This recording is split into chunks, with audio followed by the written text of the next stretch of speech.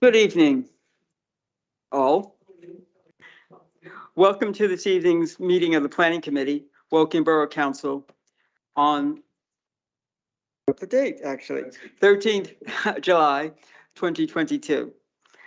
This meeting is being held as a hybrid meeting with committee members present in the room this evening, while some officers and at least one member is attending via Microsoft Teams. The meeting is being live streamed on YouTube. My name is Councilor Rochelle Shepherd-Dubay, and I chair the meeting. The Planning Committee consists of 9 elected borough councilors who are supported by a variety of professional officers. You see a lot of the officers out over here. This is a quasi-judicial committee with formal set procedures which must be adhered to. Firstly, the planning officer will present the application, and then only those speakers who have registered to speak will be invited to address the committee. No one else, including borough councils, town or parish councils, agents, applicants, objectors, or supporters, are permitted to address the committee, ask questions, or disrupt the meeting. Everyone has the opportunity to comment on each application through the consultation process. Please note there is a strict time limit of 3 minutes per category of speaker, those being town and parish councils, objectors, supporters, and those borough members affected by the application. Members of the committee are more impressed by the quality of what you have to say rather than the quantity of what you have to say. But above all, please stay within your time limit. Following the registered speakers, members of the committee will discuss and debate each application and seek clarification from council officers, and in order to reach a final decision. The decision reached by the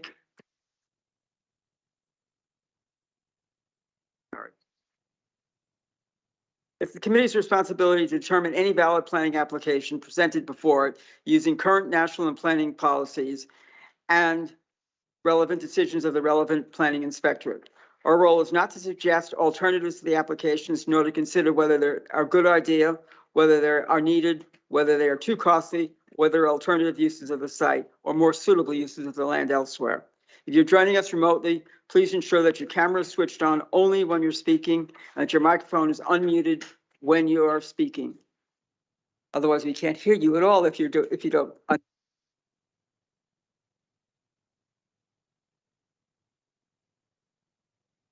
Apologies, please. Yes, thank you, Chair. Apologies received from Councillor Rebecca Margetts, and Councillor David Cornish is attending virtually this evening.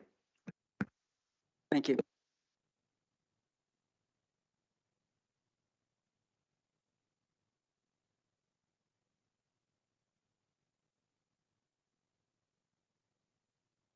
Minutes of the meeting are consistent on pages 5 to 24.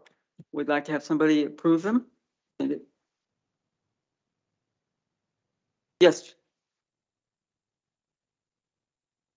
Madam Chairman, I noticed your name and the Vice Chairman's name appear twice in the number of members present. Does that mean you've got 2 votes each? No.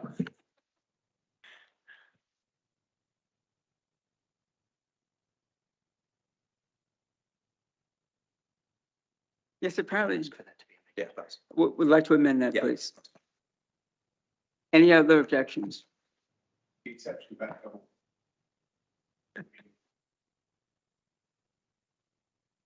And seconder, please. Gary.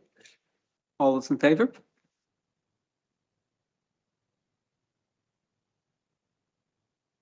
Okay, that's a good reason. Any declarations of interest? Stephen? Yes, Rochelle, I do need to declare an interest on application 21177, Toutley East application. You'll see from the supplementary planning agenda minutes of the last meeting on the meeting on the 11th of May that I participated in the discussion of this application when it was before the committee before. At that stage, I was not executive member for housing, which I am now. And in the intervening period, I have been involved in discussions with officers and members of the executive about this application. I don't therefore feel it's appropriate for me to participate in the debate on it.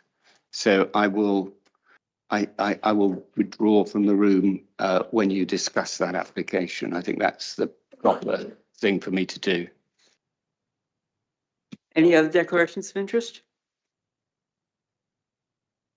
No. Any applications to be deferred or?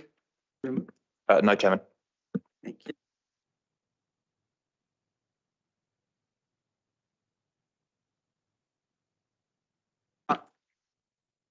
Footpath diversion on page 25.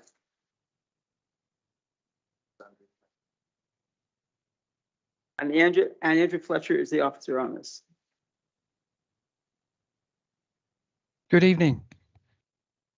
Hello, this is an application to divert Shinfield Footpath 3 under section 119 of the Highways Act 1980. And I do not know if the presentation is coming through correctly or whether I should load it from my screen. Yeah, you need to load it up, Andrew. Share your screen.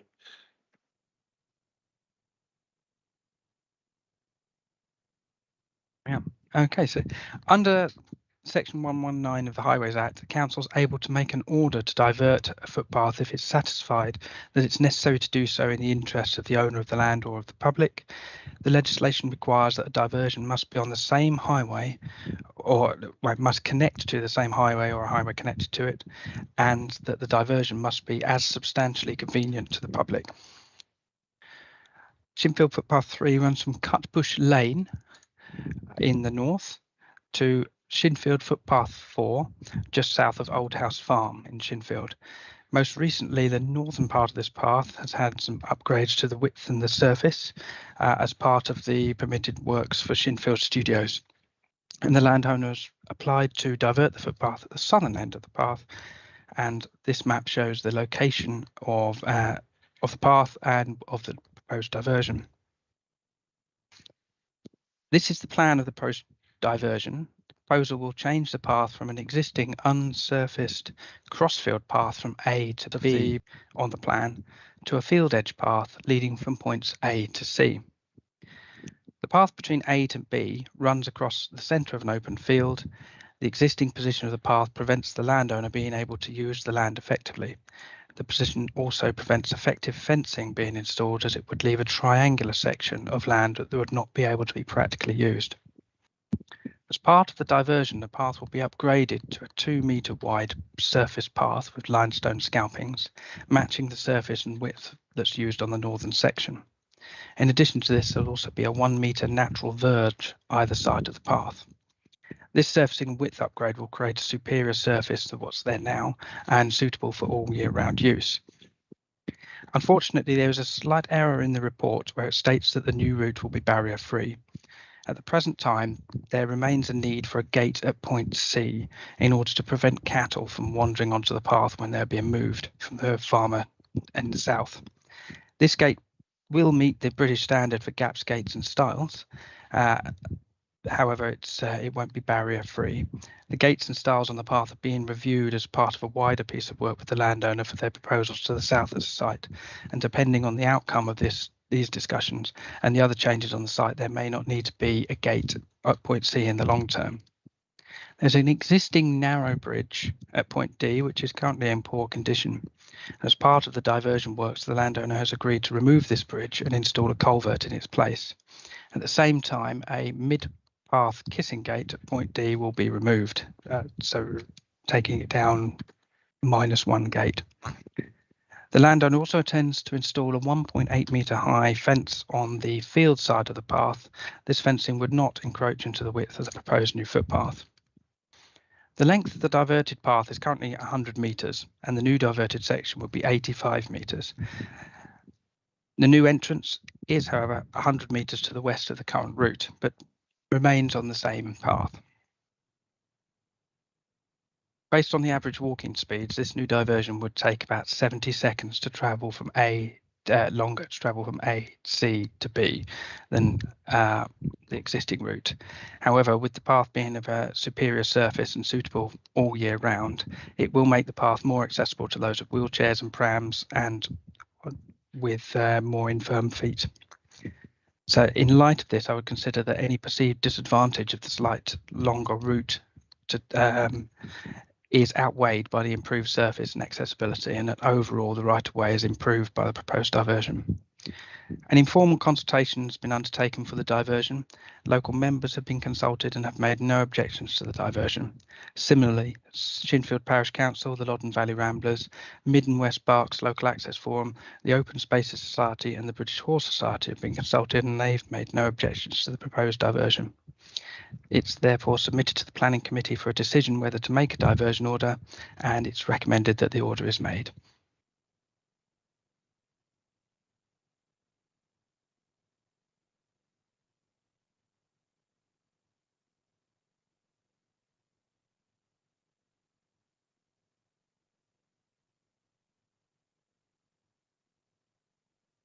Just one question, Andrew.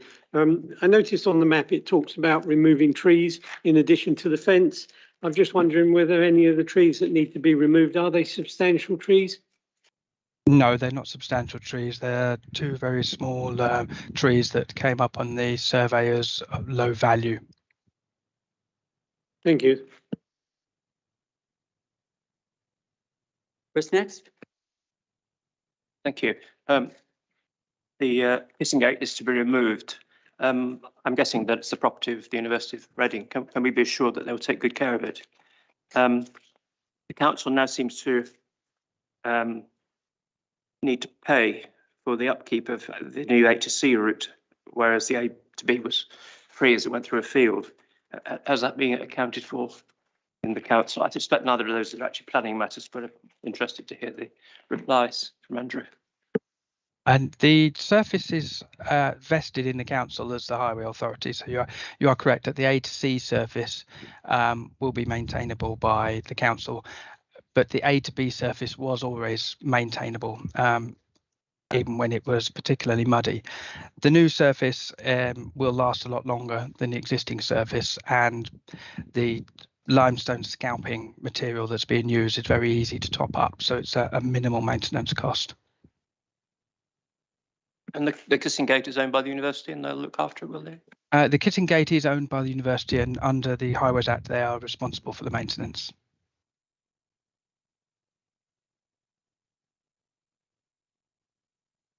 Thank you, Andrew, for your presentation. It would seem to me that the legal test for diversion, that the new route is substantially convenient to the public and in the interests of the landowner and or public has been demonstrated. The update that you provided regarding a gate at point C does not seem to affect this. I have no specific questions and will be supporting the officer recommendation that the order is made. John? Yes, I do have a question, which is not, it's not a planning question, but is the cost, the additional cost in the budget? For the maintenance or the installation of the path? No, for the maintenance. I know the cost for the installation is there, but for the maintenance. The maintenance would be conducted as part of the standard public rights of way maintenance budget, but there hasn't been an additional sum being put in for this year for it. There is likely not to need to be any further maintenance to this for about 3 to 5 years. So I expect it will be in year 3 then, will it? Yes, we can certainly put a growth bid in for year 3 to make sure that this is looked after. And please remember that we are going just planning conditions right now and planning rules, not necessarily finance. Okay. It's important to the residents, they understand that what we do is fully funded. Okay, the next.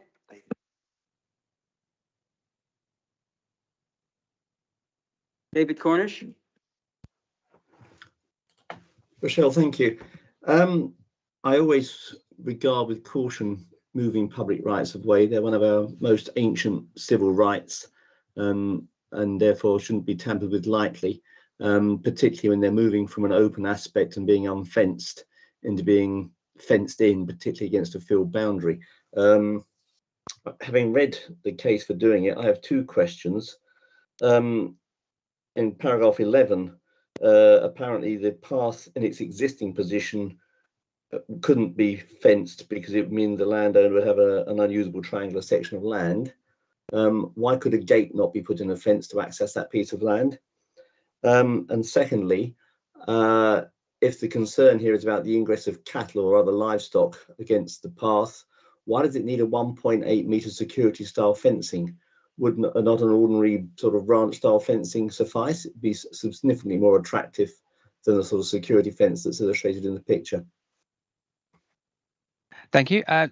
In terms of the question regarding fencing A to B, the landowner is entitled to fence either side of the footpath, providing they don't encroach upon it. They're able to do it, but they consider it would not be practical for them to do it because they would not be able to use the land as effectively. So that's part of their reason why they've applied for a diversion. And similarly, they could put a gate in the fence if they wish to, but it's once again, they don't consider that fencing either side of A to B would be a practical benefit for them. And in terms of their 1.8 metre high fencing, it's really related to the security of the land. So whereas they could use any type of design of fence or they don't need to do one at all, it's part of their proposal or desire that they want to keep the land secure. And that's why they've chosen such a design of fence.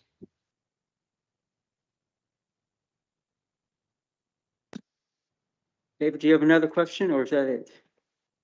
That's it. Thank you, Andrew. Any other questions?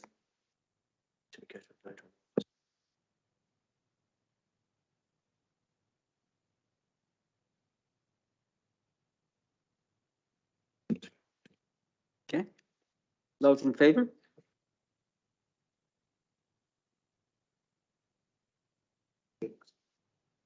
That's unanimous. That's not the case. It's not the case.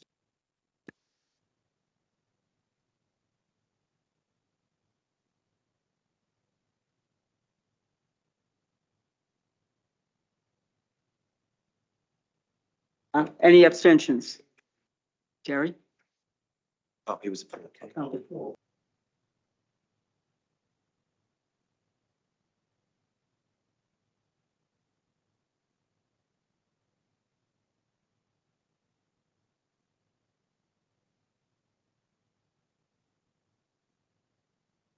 Next application is 220175, page 33. And we have an applicant here as a speaker.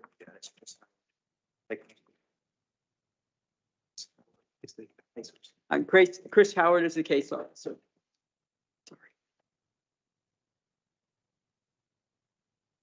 Thank you, Chair, and good evening. The application is a reserve matters application for 157 dwellings, together with internal access, drainage, infrastructure, landscaping and public open space. Sorry, just bear with me, just from the slide on.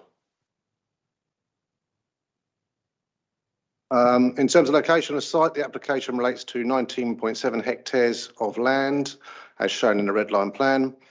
The site is to the north is to the west of the 9 Mile Ride and south of 9 Mile Ride extension. The application seeks reserve matters approval for all access, landscape, layout and scale to be considered. In regards to the background of the site is located in the former Hogwood Farm within the allocated Arborfield Garrison strategic development location. Both halves of the development, Arborfield Garrison and Hogwood Farm, benefit from outline planning permission, totalling 3,500 dwellings. These permissions establish a principle of development across the site and includes the entire Garrison strategic development location. Construction is well underway on both planning units. For the Hogwood Farm element, this is shown here. Phase 1 gained reserve matters approval in 2018 and is now nearing completion. Phase 2 was approved by Planning Committee in July 2021. The location of current reserve matters, phase 3, is shown here to the east of the detailed outline planning unit. Looking now into more of the details of the application itself, the application comprises details of 157 dwellings across parcels P14 and P15. A mixture of 2, 3 and 4 bedroom houses are proposed in addition to a 1-bedroom apartments and maisonettes. Access is via the recently opened 9 Mile Ride Extension Road, with a secondary access also to be formed on the northern boundary of parcel P15. The secondary access could potentially be upgraded to provide vehicle access in the future, should it be required, but the access strategy as shown is acceptable for the number of units. The residential layout is associated with 2.5 hectares of public open space. The wide red line site also includes details of a new bridleway route that crosses the central landscaping spine connecting Park Lane to Byway 18. The southern half is to be made up of 5.9 hectares of sports facilities together with 1.9 hectares of allotments. The layout shown for these areas has been designed with input from the Council Sports and Leisure team. However, it should be noted that this detail is only shown as illustrative at this stage, because in accordance with the Section 106 agreement, a sports and allotment scheme can be delivered by the Council upon release of sewer monies by the Council of the Executive. The plan does, however, show that the public open space can be delivered comprehensively alongside the housing. For affordable housing, 33% of the dwellings will be affordable tenure, with all the developers' obligations being met on site.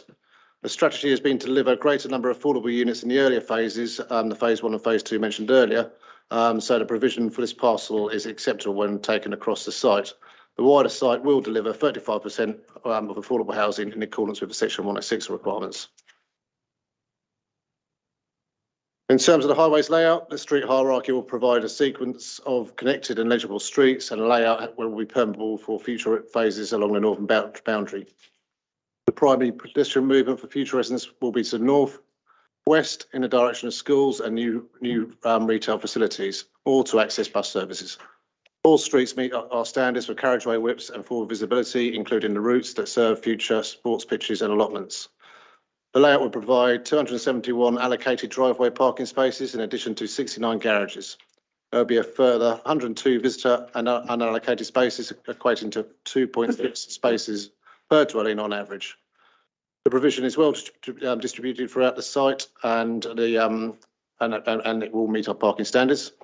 In terms of electric vehicle charging, 57% of dwellings will be supplied with an active electric charging space, and the remainder will be from passive infrastructure that will allow for 100% of the development to be retrofitted with active chargers in the future, as and when required. Just to finish up with some typical street scene elevations, these are shown here for information. The applicant has considered a design approach for housing and detailed the units with weatherboarding and featured brickwork that helps break up the facades. The house types, all of which are 2-storey, comply with the design code agreed as part of the conditions of the outline planning application. The proposed density is 32 dwellings per hectare, and this, together with the layout and building heights, pays regard to the edge of settlement location of the parcel. And to wrap up, the development complies with the Council's policy and standards as considered to be high quality design. It's therefore recommended for approval, subject to conditions set out in the committee reports. And just one thing on a members update, just to substitute a plan number on page 34 and 35, that's in respect to condition 1. The plan should be superseded to the one that is listed within the members update. And that's all from me. Thank you, Chairman. Thank you. And John Richards is the applicant.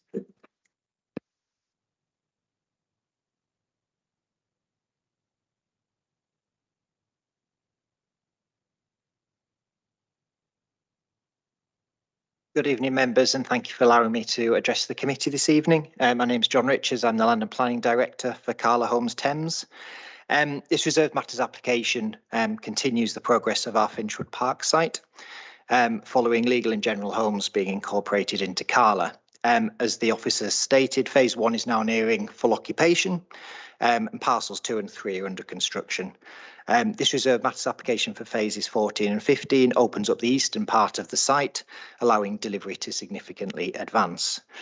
There's now a real community at Finchwood Park, and we've now got over 150 occupations across both private and affordable tenures. but also crucially centred around the delivery of critical infrastructure, including the SANG, which is now complete and open and has been transferred to Wokingham, and the Nine-Mile Ride extension, the eastern end of which is now open to traffic, and the whole route soon to be fully open. This application looks to deliver a further 157 new homes, 52 of which will be affordable in accordance with the Section 106 legal agreement. By delivering a mix of housing types, including 3, 4 and 5 bedroom family homes, this RM application will continue the establishment of a diverse new community on an important allocated site within the Arborfield SDL. As the officer mentioned, includes the delivery of significant open space of over 2.5 hectares. This includes a space known as PG2, which will be of the highest quality and diversity and includes a trim trail, bridleway, wildflower planting, play area, BMX facility and pocket park. The reserve matter application also unlocks strategic sport and recreation provision to be delivered by the council via SIL, which includes a comprehensive sports hub, new allotments, and Carla looks forward to working with the council to see those delivered. Site's also been designed with sustainability at the forefront, with 10% of the development's energy requirements coming from PVs and electric vehicle charging to every property. The development will also be subject to Carla's industry-leading urban wildlife strategy, which sees every single home incorporating a integrated bat box, swift brick, insect brick, hedgehog hole and native tree planting. We're proud of our Finchwell Park development and are excited about parcels 14 and 15 adding to this legacy, and we hope that members will agree with the recommendation of officers and grant planning permission this evening. Thank you. Gary, as ward member, would you like to speak? No?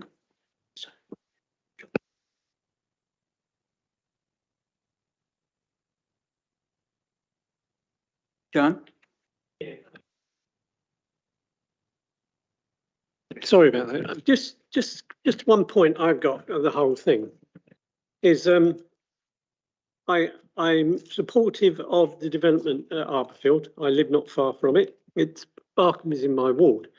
What is concerning me substantially is the number of 4-bedroom homes that you're proposing here. If you look at the strategic housing and market assessment for 2016, no more than 22.2% of any site. And if you look at the site that's being put forward tonight, the other site, Teltley, that is 17%. You are talking about nearly 33% of £750,000 upward homes. That is not what this borough needs. Would you like to explain why you've done that, Mr. Officer? John, probably it's best for me to say it because the case officer is actually not here tonight. So essentially, it's looked at a site-wide basis. So hence, you have 33% of affordable housing on this. We're looking at the overall 1,500 units as opposed to this specific. So we will assume as we go forward, we'll have a moving target for various house types as well as the affordable housing figures. So that's why on this site it was deemed, and because it's suburban and it's at the edge of settlement, it was deemed that the proposed mix was acceptable here. I understand what you're saying about the affordable. I'm talking about people that live in this borough who earn reasonable money. I mean, we do not need 4-bedroom homes. We need 2 and 3-bedroom homes. And to put forward a development with 52 out of 157 4-bedroom homes, I think needs some explaining.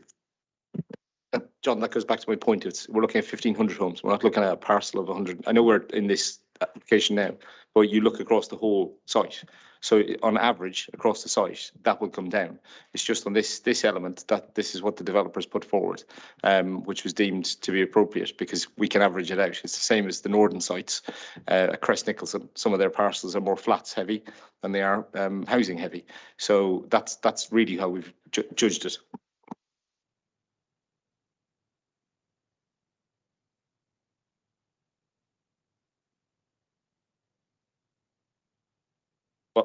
Well, as the planning authority, we can assess sites as they come forward. So it's the same as the affordable housing. Essentially, there's less on this bit, there's more on another. So it works out through the system. So we will calculate the whole way through, and by the end, we will figure out how much affordable housing, the mixing types, all of those elements will be considered as part of their proposals. It also depends on what the market is asking for. If we can't obviously insist on this is an extreme, but for an example, we can't insist on 100% one bed units if the market's not going to sell 101% units. So I think I absolutely get your point, is that there is a need in the borough for a certain type of housing, and that does change over time. But this is not a development that's going to be built out overnight, as you well know. And it's about looking at each individual parcel as they come forward and making sure that we get the balance right in the type of houses we're proposing, and also the affordable type of housing we're proposing.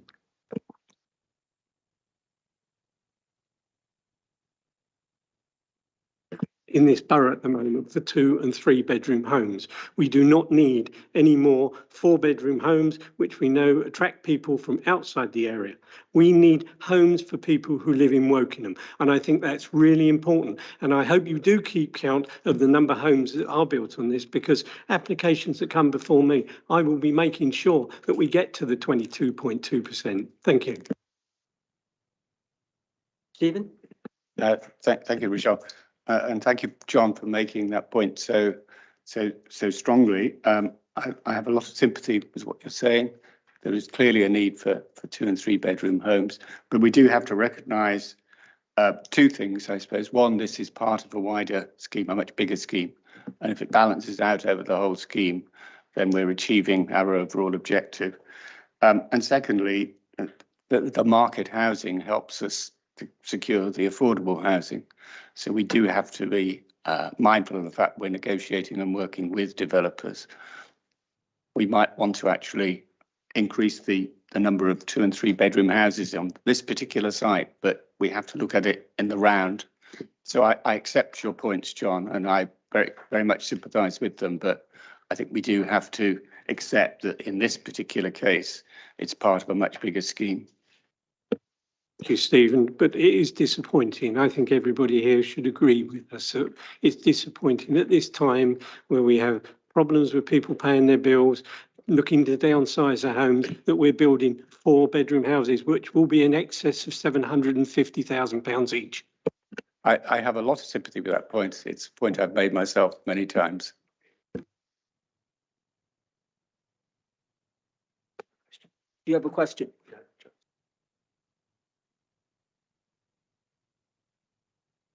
Okay, David?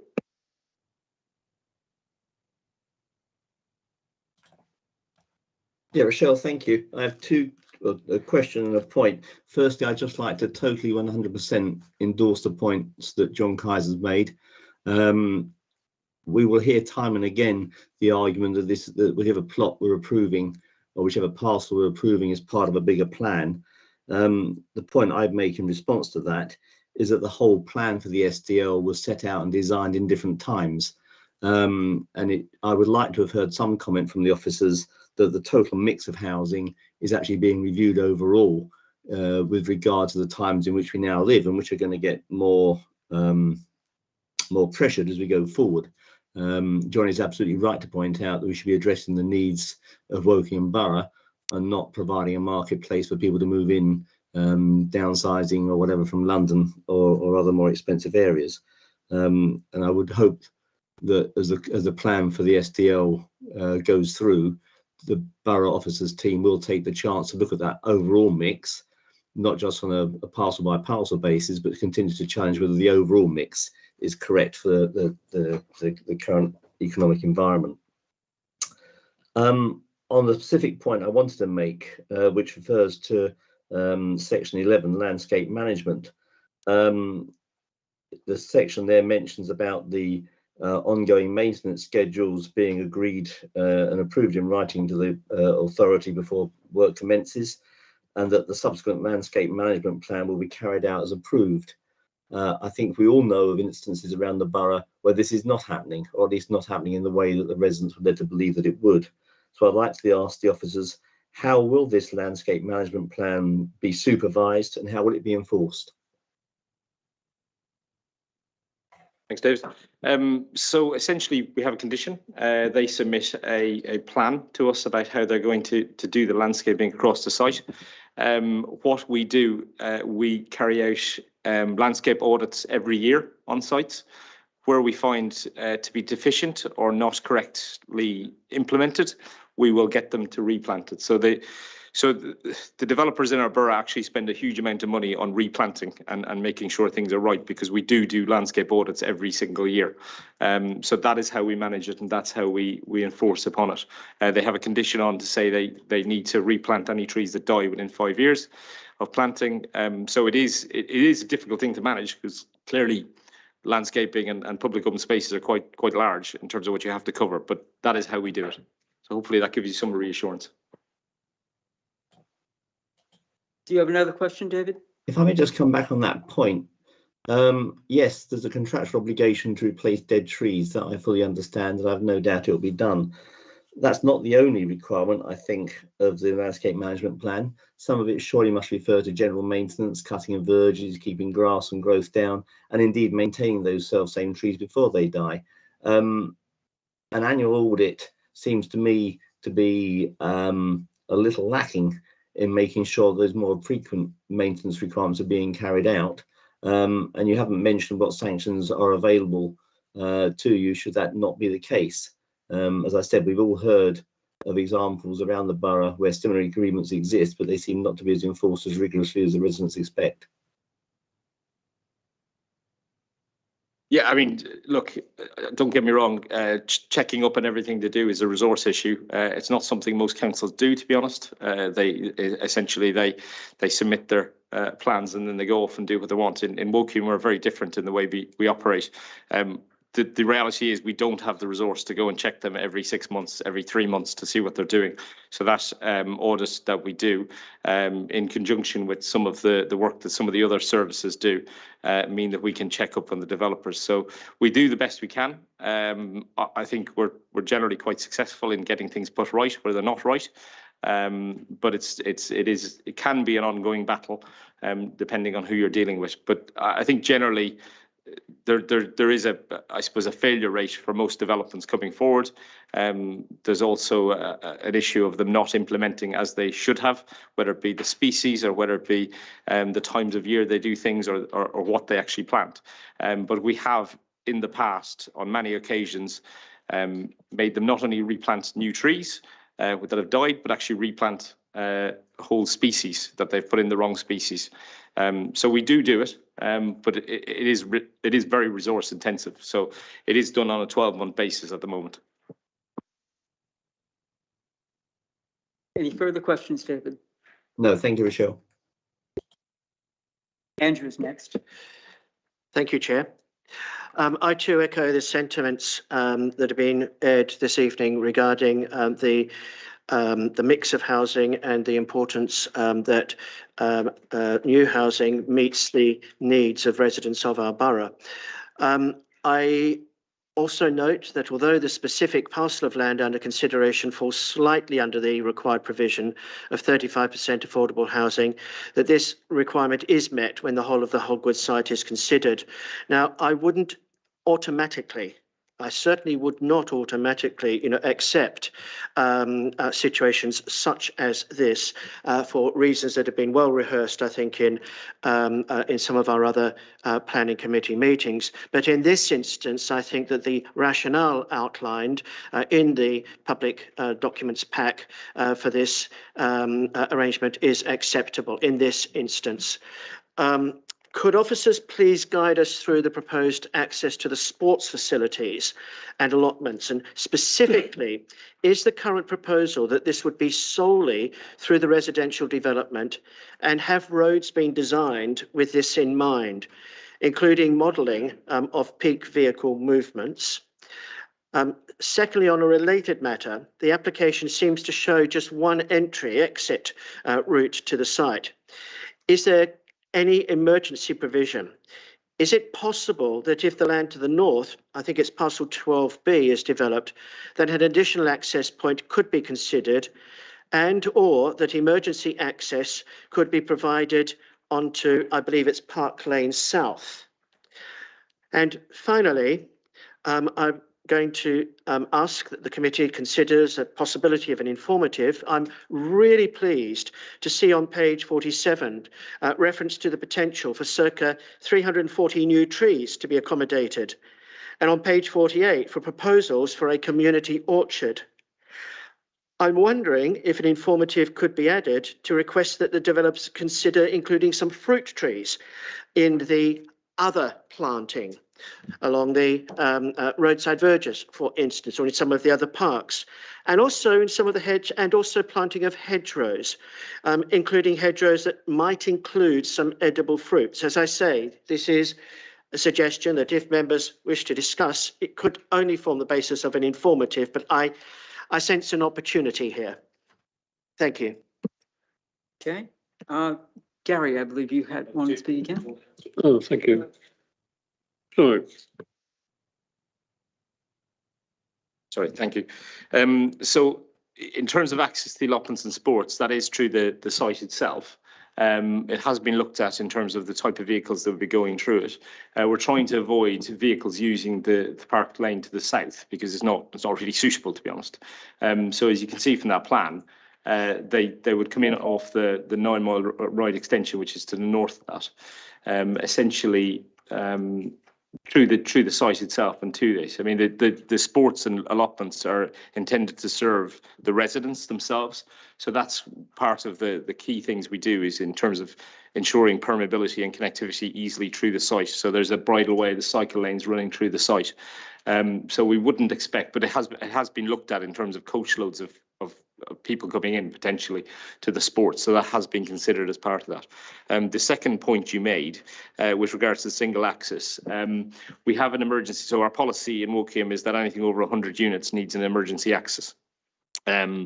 Essentially, it does have an emergency access. When we know what's coming forwards to the northwest of this, so the parcel, we can look at that and see if we can actually get the permeability to work a little bit better in terms of the highway network and providing a bit better contingency if anything goes wrong and flexibility to the highway network. So those are things we can work with the developer on as we get the next parcels coming forward. So hopefully that answers the two of your questions. In terms of the informative, that in terms of planning, that's fine. So just for clarity, okay, you mentioned, if I've understood correctly, that there could be occasions, on which coaches might have to access the sports facilities through the residential area. Are we confident that the roads have been designed in a manner that will enable that to happen safely? And secondly, okay, if I've understood correctly, in terms of this particular parcel of land, at the present time, there will not be an emergency access, but that could be an option. It could well be an option, as neighbouring parcels are developed. Yeah, so at the moment you have an emergency access. I think you can probably see it on there in the middle. Yeah, there you go, the middle arrow. So there is an emergency access planned. Obviously, it doesn't exist until the next parcels come along. So we need those to come along as well for that to be in. But what we'd envisage is that they can't go over 100 units in any case without the emergency access. So we envisage the parcels to the north coming on relatively quickly as the site is developed out. Now the main road through the site, the 9 Mile Ride is being put in, so that's quite useful. But yeah, and in terms of the access for larger vehicles to the allotments and the sports, yes, they have been designed. The roads have been designed to cater for larger vehicles. It'd be very infrequent, so they don't need to be overly designed. Gary? Thank you. Well, you mentioned the 750, John, for the 4-bedroom houses. Was that the 4 affordable or the 50 private?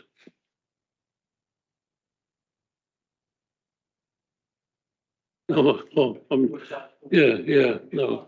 I agree, and thank you. I'm really very pleased that you brought this to the attention. I'd actually missed this point, and what I would suggest on that is that we ask the officers to provide us with a current up-to-date chart of all the houses built on the Arborfield SDL, all the various sizes, etc., affordable, not affordable, so at least we're in the picture as to what has to be delivered in the future.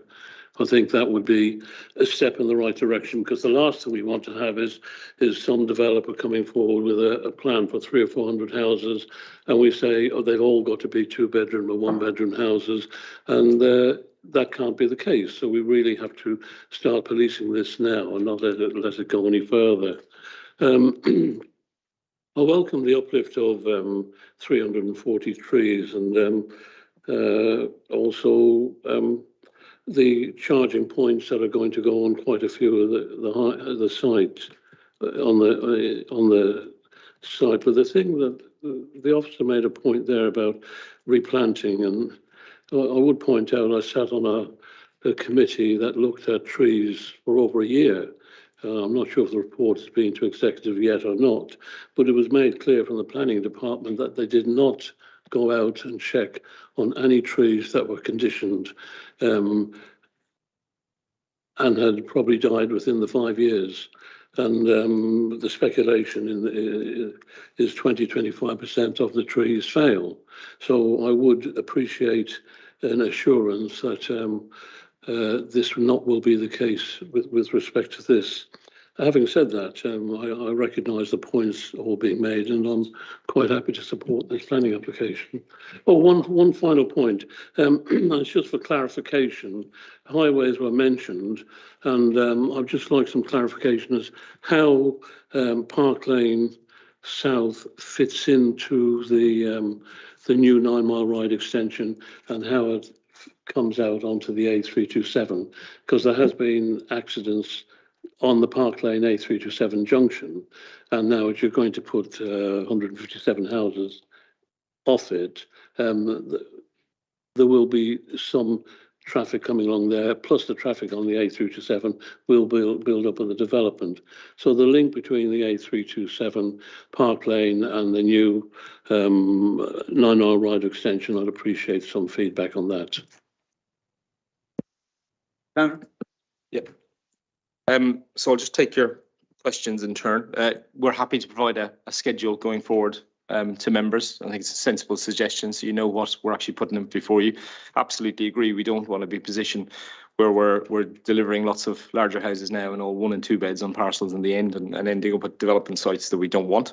So that we're happy to provide those for planning committee members. In terms of the landscape audit, just to clarify. Essentially, the major developments of the SDL team, we do it in-house. So we go out with the tree officers and do it. The normal planning, the DM team, who do the kind of day-to-day applications, and some of the most of the sites outside of the SDLs, they don't do that. They don't have the capacity to do that. So that's something that the major development sites we do annually. So that's why there's a slight difference there, Gary, just to clarify. In terms of the highways itself, so the site actually accesses onto 9 Mile Ride. It's been looked at by our highway engineers, and Cameron might want to jump in a minute. But essentially they've looked at it. It works. It's all been obviously traffic modelled at the very beginning, because this is not new development. It's development that sits within the 1,500 units. So this has all been assessed early on. So it's only the fine detail you're looking at now. We haven't looked as part of this application at the other end of Park Lane, where it travels down to the south. But I'll let Cameron jump in, because he may be able to clarify some of the points you raised. Yeah, I will just add up, like in terms of traffic impact assessment, we have already checked this impact assessment at the time of the outline planning application.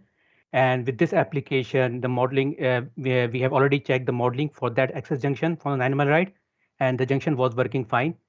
All the ratio to flow to capacity was fine. So junction has a capacity. And for the second axis, I will just want to add that there is a condition for the full axis, condition 5. So second axis will be provided after the occupation of the 100 units. So in the interim period, there will be a temporary axis as well, which is the one application is already there, but that has not been decided. So that will serve P14 and P15. And once at the occupation of the 100 units, we want a condition is there for detailed design of the axis for the second axis. So second axis will be delivered. So we are comfortable that this development will be served by the 2 point of access rather than 1. And we have checked the modeling for the buses as well. So all the streets are designed for the 6.5 meter width, and all the bands are 7 meter wide. so that can take the access to the buses, all been checked through the tracking exercise?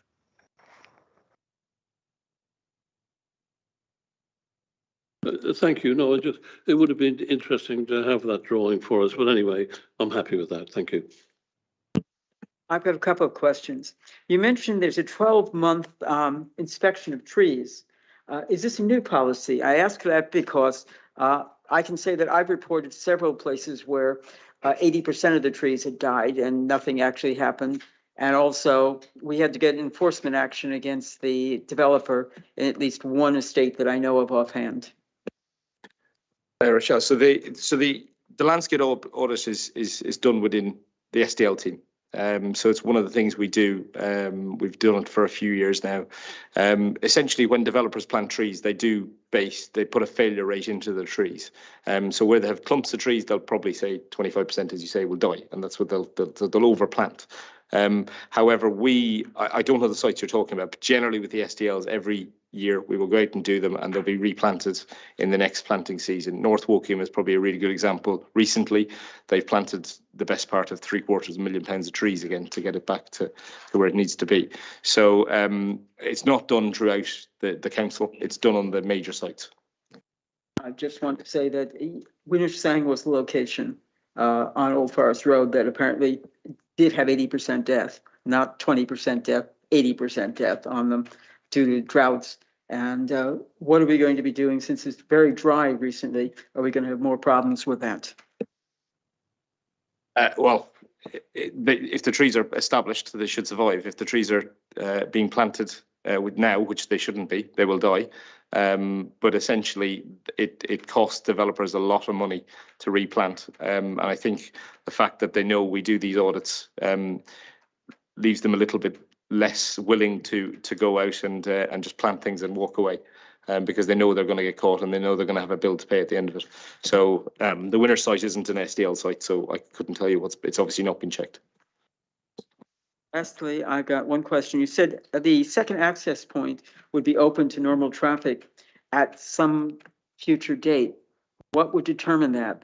I thought that Woking would prefer to have two access points normally in every new estate, because one access point can have a problem. If you ever tried to get out during a school run or get out during the rush hour, it can be a challenge if you only have one entrance, one exit.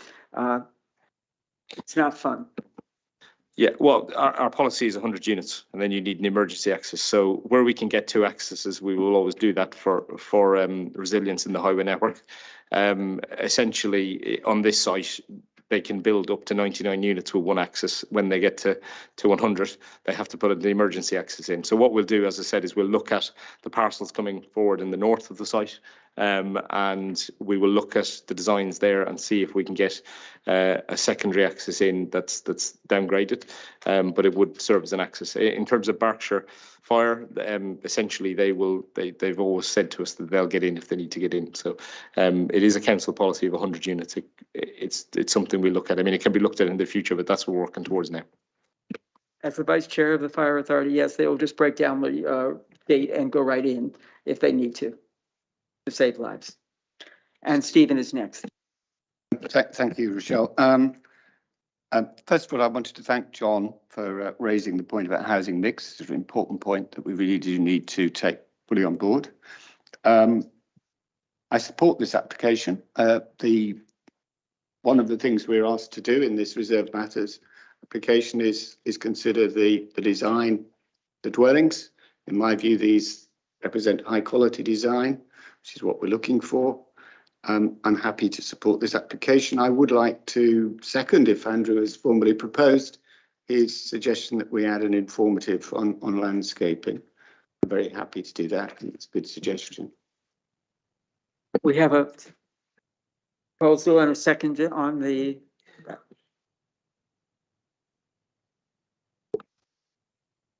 We can come back to the informative later. John, do you have a question? Yes, I do. I mean, let me just add, I am a supporter of the Arborfield development, and I see it as a way to respond to the needs of the borough. I believe you all missed a perfect opportunity to reflect what's happening in the economic cycle and the pressure that people are under. And as such, I will be abstaining from voting, disappoints me, I must admit. Okay. Waiting for the informative.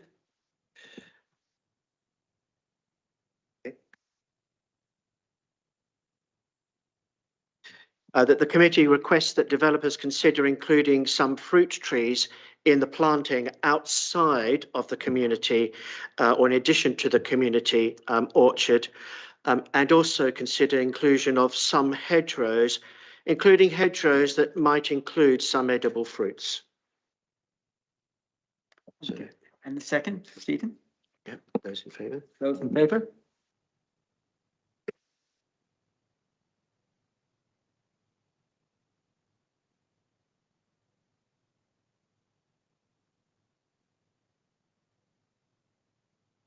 The officer's recommendation is on page 34.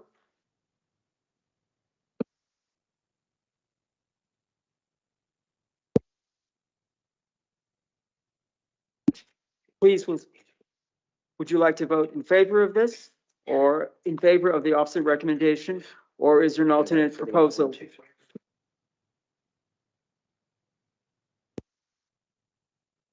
Right. Is anyone against the informative? Or does anybody want to? So that was unanimous. Yes, okay. Now going back, the full application, the recommendation is on page 34. Plus the additional informative. Would anybody like to propose an alternative proposal for this? If not, we'll go to the vote. All those in favor?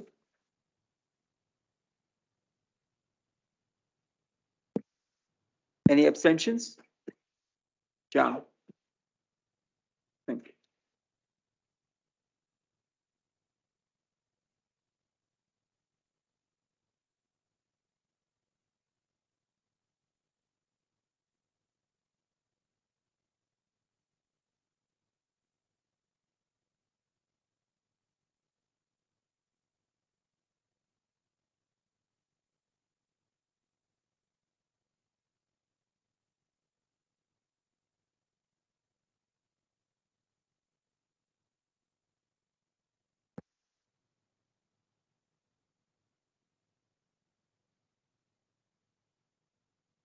The next application is 2117777 on page 73. And case officer Stefan, thank you. Sorry.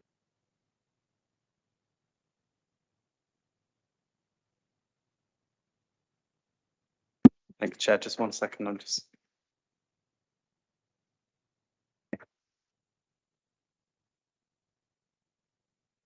So this is application 211777. It's an outline application for 130 residential units and 70-bed care home. Matters of appearance, landscaping, layout and scale are reserved, and permission for access is being sought. This application was originally seen by the committee in May 2022. It was deferred so that a site visit could be made for the following reasons: to assess the position of the motorway and any arising noise impacts, to look at the site access and issues of highway issues relating to speed along Twyford Road, and to look at the position of the site in relation to local facilities.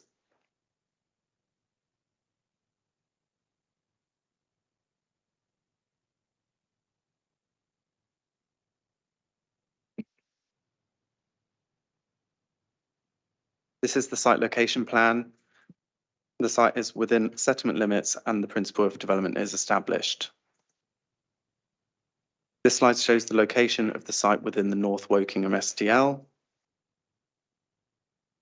This is an overhead image of the site. The location of the access would be on the eastern side. The Sang to serve the site is to the west, and the new school and local centre are to the south. This is the illustrative master plan, which forms a cul-de-sac with pedestrian links to the south.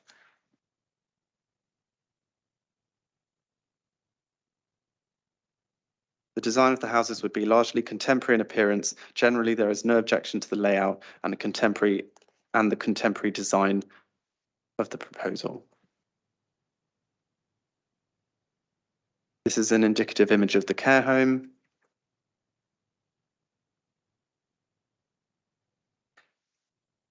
A number of neighbour comments have been received regarding the safety of the road junction onto Twyford Road and lack of pedestrian access. Over the course of the application, a widened access has been demonstrated. A site visit has been made by members to view the access.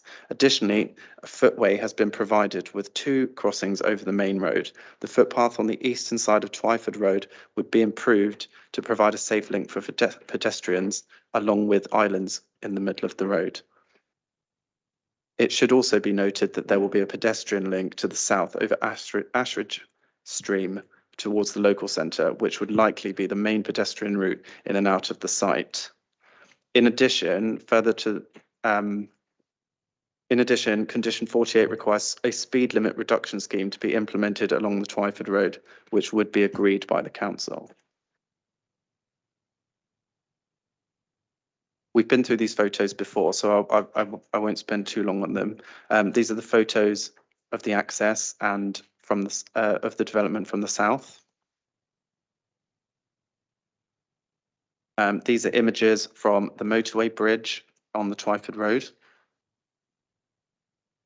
These are photos from within the site, which is currently a field. This is a view southward from within the site, and this is the site from nearby Forest Road. And this is the site, as anyone that was on the site visit would have seen, from the new Queen's Road. I have picked these images following the deferral of the application out from the officer report, which show other development in North Wokingham, which is in a similar situation close to the A329M and adjacent noise buns.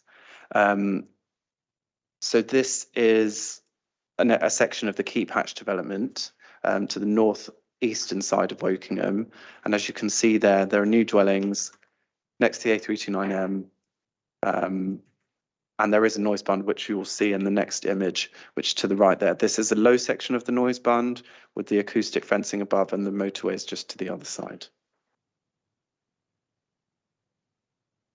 This is just another example, what's now known as Mulberry Grove, how close the development there is to both the Northern Distributor Road and the A329M. And then that image in the top corner is actually from Keep Hatch. I haven't put the location on there, but that shows where the bund to the eastern side of Wokingham becomes approximately as high as the indicative plans show for this development.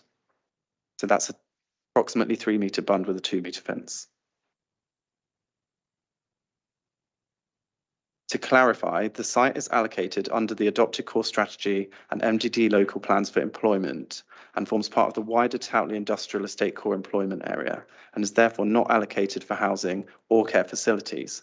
However, the council's employment land needs study from 2020 indicates that demand for industrial space at Townley is minimal. Additionally, an Avison Young report commissioned by the applicant indicates that the site is likely to require a significant level of investment in infrastructure and therefore viability is low. The planning officers therefore consider that the use of the land as employment space is no longer its best use. The local plan update currently has limited weight in the decision-making process. However, policy SS6 allocates the land for residential purposes. The proposal is therefore considered acceptable in principle, providing a preferable use for the land next to nearby residential properties. So a couple of additional points. I wanted to clarify that WBC owns the whole of the site apart from a strip of unregistered land along the edge of the A329N. The Environment Agency have previously placed a holding objection on the scheme. However, this has been resolved and they now have no objection to the development subject to conditions. The Environmental Health Officer also advises in relation to noise, being next to the A329M, any noise issues can be mitigated to within acceptable levels at reserve matters stage.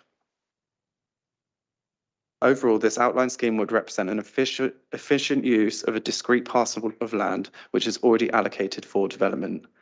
The site is allocated for residential development in the emerging local plan. It's considered that a high quality and contemporary scheme could be brought forwards at reserved matters stage, and the proposal is accordingly recommended for approval.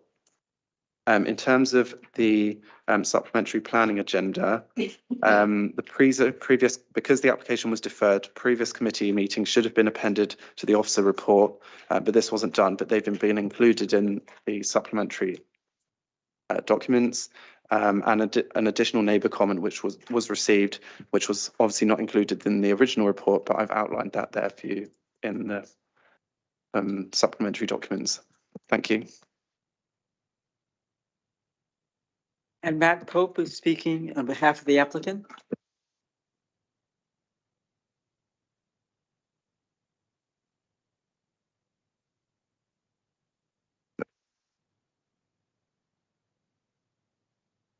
Good evening, committee, and thank you for allowing me to speak. I was supposed to be a double act tonight with David Hare, who's the lead member for executive member for Audits and Health, but unfortunately couldn't make the earlier time tonight, although I know he's minutes away.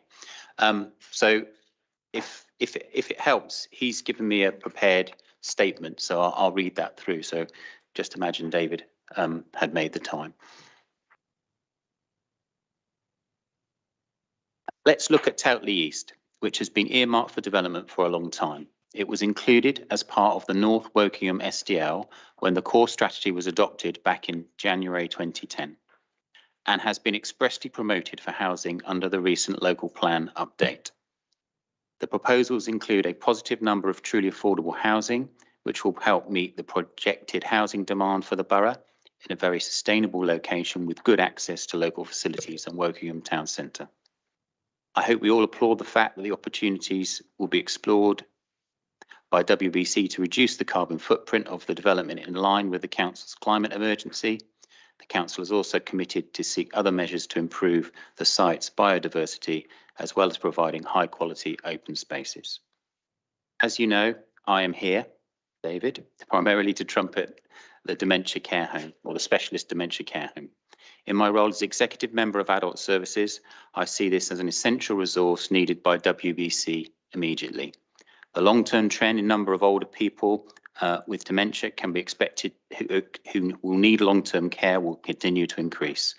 This rise is projected to be from 160 to 190 by 2025 and to 265 by 2035.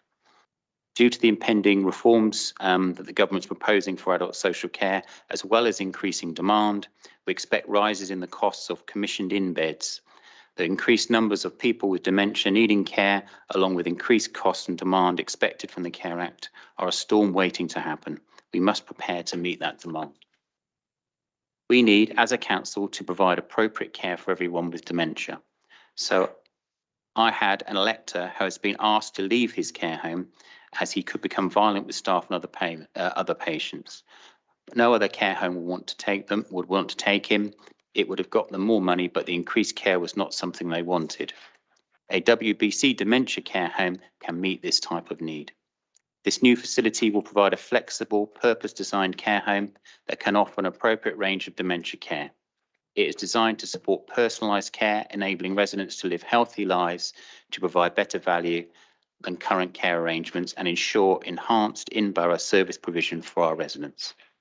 I, with my professional background in social work, can attest that it will be purpose-built to meet the needs of our residents.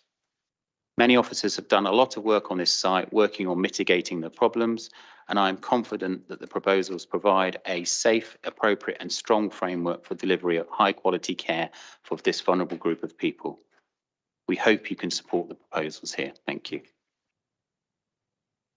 So that ends the statement from David. Yeah, I mean, the only thing I would add to that is from a need in the, have I gone well over time or just 15 seconds? 15 seconds.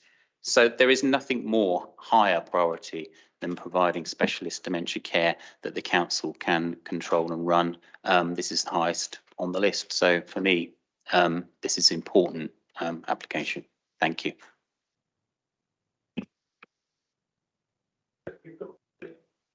Rachel, she's coming in. Deans, Rachel, Good evening. Hi. I'm speaking on behalf of the Embrook councillors. I'm a supporter of more social and affordable housing in Wokingham, and I completely agree with the urgent need for more dementia care places in the borough. I do still have concerns about this particular site, however, both because of the access to the site and the noise problem. It appears that Embrook residents also share these concerns, as there have been 36 neighbour comments against and none in favour. My comments, which I made in the last meeting, have been noted in today's report, and thank you very much for that. My concerns remain that we're putting some of our residents who have the fewest choices into housing on a very noisy site right next to the motorway. I can't imagine on a day like we've had today, a baking hot summer's day, being unable to open my windows, and this plan explicitly assumes that some of the residents will have to have triple glazed windows and they won't be able to open them because of the noise from the motorway. The plan also acknowledges that the noise in some of the gardens will be excessively loud. The access to the site onto the Fast Twyford Road near the brow of the hill also really concerns me. The site is on the outskirts of town, and there are currently no bus services close enough for example, more frail elderly people to be able to use to visit their relatives in the care home. I would prefer that we put the care home and our social and affordable housing onto another site.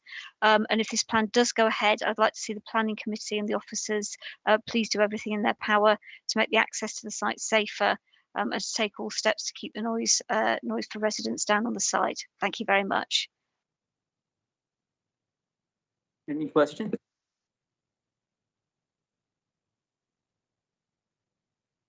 Thank you, Chairman.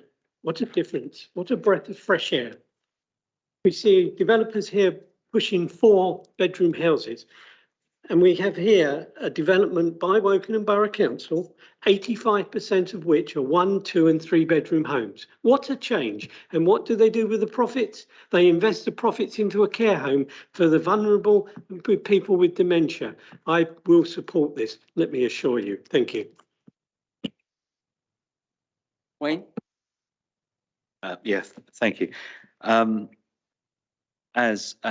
think just rewinding, it was interesting that there was a request for a site visit, but considering I wasn't made that request, there was only 3 others who turned up. So that's very disappointing, I have to say, especially when you've got the experts like Stefan there to offer advice, and we had the transport person there, Gordon. My concerns were eased with regards to the bund, and you mentioned, Stefan, the bund that at Mulberry, I think you said Mulberry Grove, which is quite different to the first one that you suggested, because that is, you know, they're like chalk and cheese if you go around there. The second one, in terms of the bund, 3 meters high, and I don't know, but I think the span of that bund as it is there now is probably 3 to 5 meters in the outline drawing. That one. Yeah, the width of it, and then you're planting trees on top of that in front of the fence. But I do think reserve, you know, when we get to that point, that is a very important point. The other issue I had, and I've still got it, but I'm hoping that we get to that finer detail, is on that junction. We spent quite a bit of time on the site visit looking at that junction. That junction is the road into Hurst. I know it very well, and I know how difficult it is to change speed limits. It's very rarely done, but I know Connor has had some success in the SDL teams on some of our other SDL. So I'm hoping it can. I would prefer 30, not 40, but there needs to be quite a bit of work done to that junction to make this safe. As John said, I think that the need is there. And one of the other points that Rachel made around the bus service, that was discussed on site, and it was pointed out to us that there is a bus service that runs along that perimeter road, and you can get access through the site via the new bridge that's going to be created, so you don't have to physically go down the Twyford Road and come back into the estate. So there is access there. Thank you. You want to respond, Stephanie? I didn't pick up on any particular questions, so no. David? So one of the concerns I know members had was the bus service. So we did a little bit of digging since the last committee. Essentially, there is a subsidy. We've taken contributions we've taken towards subsidy of bus. There can be a bus provided. It's in the forward plan for public transport in the borough. There's enough money in the pot for about 7 years for a bus service. Now, the idea is that obviously in 7 years the site would be built out, as would the rest of the development. So the needs would probably increase, and also potentially looking at services that run to Twyford, which would be much more viable. So there is scope for a bus service. It would be subsidised, and there is a limited subsidy, but it is there, just to be clear on that. 7 years, yeah. David? Sorry, Chris will be. Few, then later. No. David's first and then you. Rochelle, thank you. I applaud this scheme. I'm sorry that I was out the country on the day of the site visit, but I know the area very well. I drive past it at least once a week, and I went for a long drive and walk around it on Monday evening. It's a scrappy bit of land. I can't see it being of any particular amenity values to the local community. It's right up against the motorway, and the plans here seem to be an excellent way of making best use of it. I also had some thoughts about the proximity to the motorway in terms of noise, but in terms of the private house buyers moving in there, they will notice that motorway when they go to look at the new houses, and they can make their own decision about it. It's a free market, and they can make their choices accordingly. In terms of the care home, that is more of an issue, and I share some of Rachel's concerns, but at the end of the day, we are in the hands of the experts here, and if the experts say it meets the requirements necessary, then that's what it must be. And I noted in the report that we had examples of other care homes close to main or motorway routes as well. The only real concern I have, and it's echoing Wayne's point, is the access onto Twyford Road. As I said, I drive that once or twice a week, and I'm not known for being particularly sort of timid in my speeds. I'm confused. In the document on paragraph 48, it says that the speed limit zone will be between the north of the A329M bridge and Queen's Road. On the accompanying plans we've got, the 40-mile-an-hour speed limits are most definitely on the south side of the motorway bridge. So I'd like clarity on that, please, and hopefully confirmation that the limit will occur on the north side of the bridge, because if it does not, people will be going to coming over that bridge at 50 mile an hour and more, and encountering the 40-mile-an-hour speed limits and the junction in no short time. So perhaps one of the officers could give some clarity on that. Stefan? Thank you. The extent of the 40-mile-an-hour limit is not formalised as of yet. So the intention is to, well, the application rests on reducing the speed limit over the site, but the point at which that happens yet is not yet determined. But that will come in. There's a condition, the last condition on the application requires a scheme to reduce the speed, and the point at which the speed is reduced from will be determined at that point. Can I come back on that? David, any other question? Yeah, I mean, just coming back on that, I found that an extraordinary answer. If you're saying the scheme rests on the safety assessment of that junction where the 40-mile-an-hour limit coming into being, if you've done a safety assessment already, surely you must know the answer of where that speed limit needs to come into being.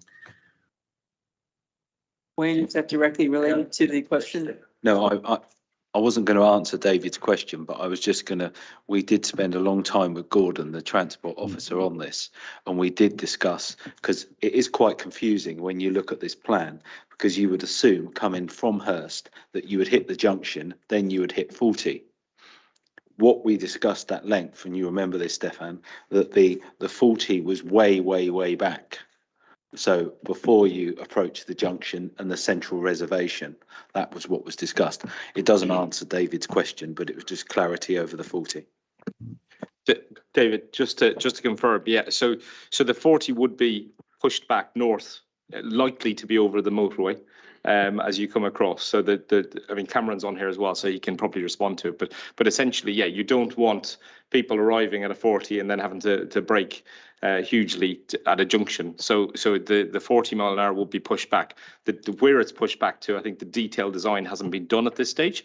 So it's essentially where those signs would go for 40 miles an hour, where you'd have something like a gateway feature that kind of designates that's the point for drivers to slow down.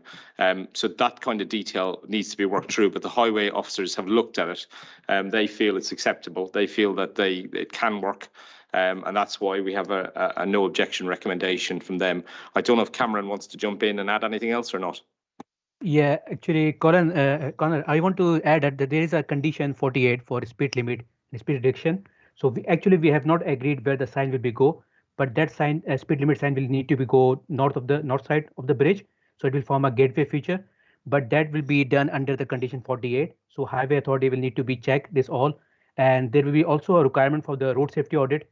So whenever they deliver this through the condition 48, that will be subject to the road safety audit.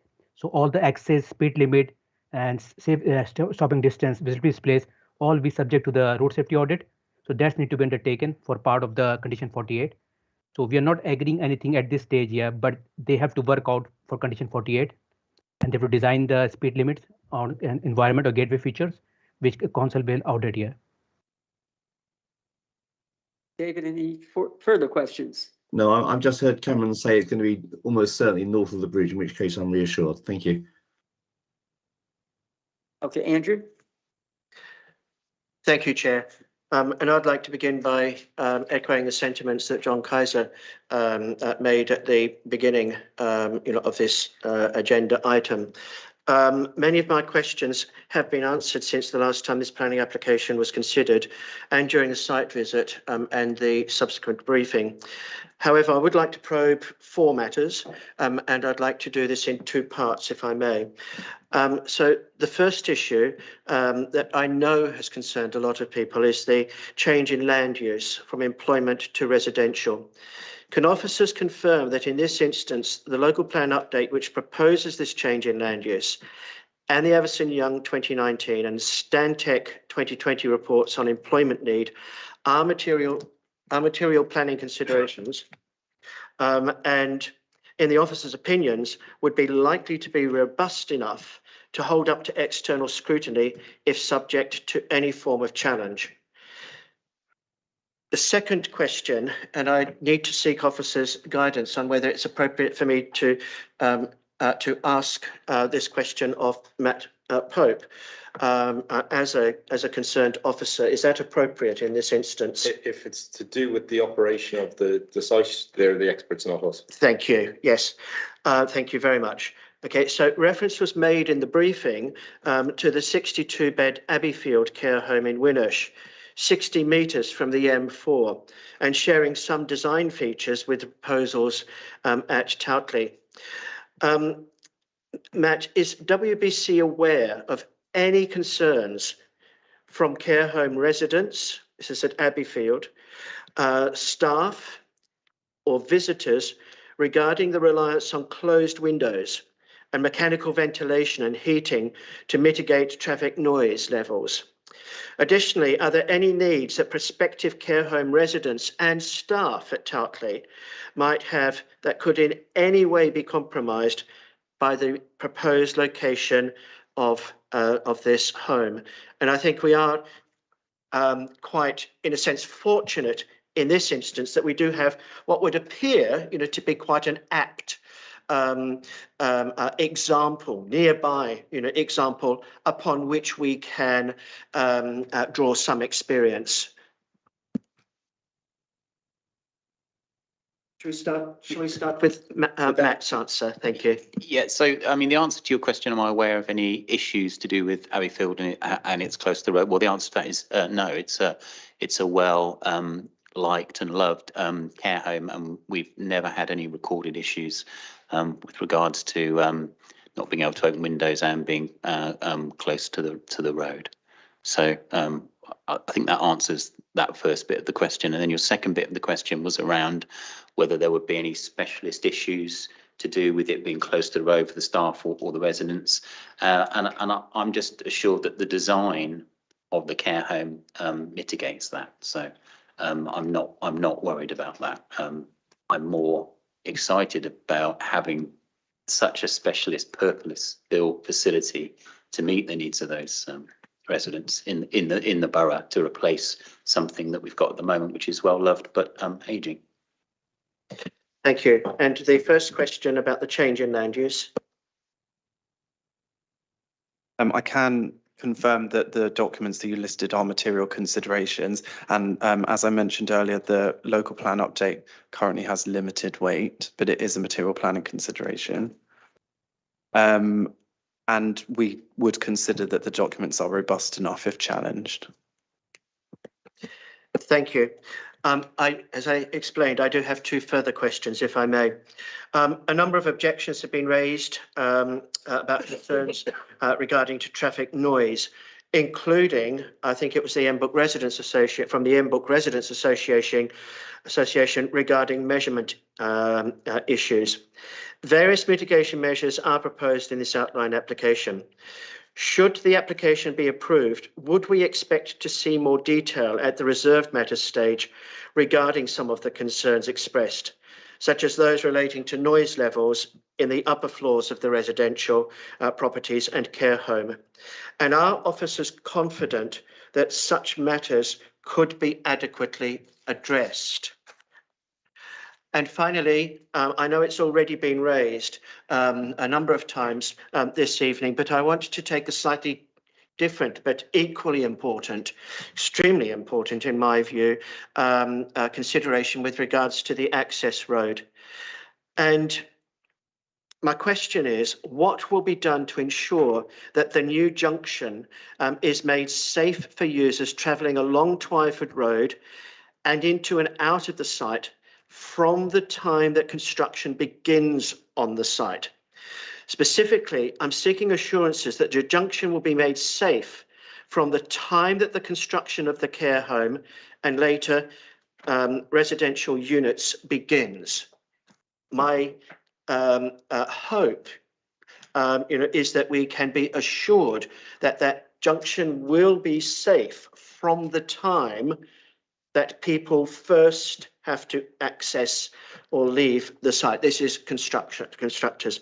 And finally, are there any plans at this stage for street lighting to be provided on Twyford Road at the new junction?